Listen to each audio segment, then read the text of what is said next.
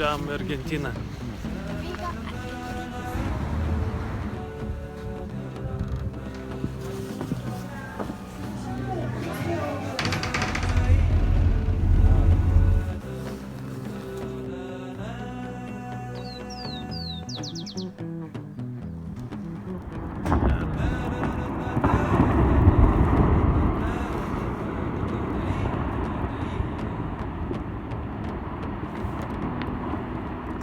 Bingo.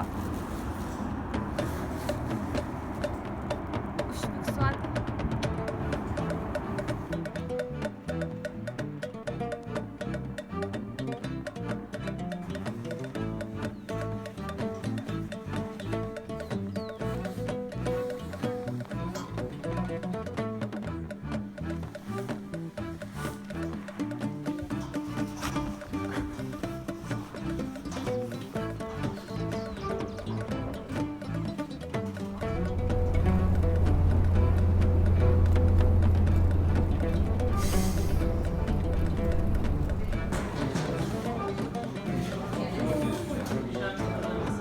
Dabar sprendžiasi klausimas, ar važiuosim atgal namo ar ne. Jeigu Giedrė užrašys mūsų pasų numerius ant lapuko, tai važiuosim. Žiūrėsim, ar įsispraus.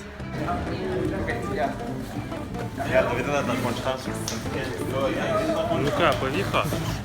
Visgi važiuosim namo. Jas pakeliui namo. Kažkokia grupė rusų ir jų gidas ukrainietis. Irgi tokia pačia situacija pakliuvo kaip ir mes, kad nori rytoj važiuoti atgal į Čilę iš Argentinos ir visi autobusai pilni.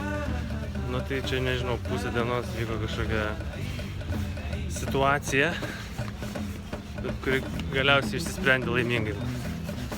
Žodžiu, galvojom, kad jau užstriksim, bet varom švęsti.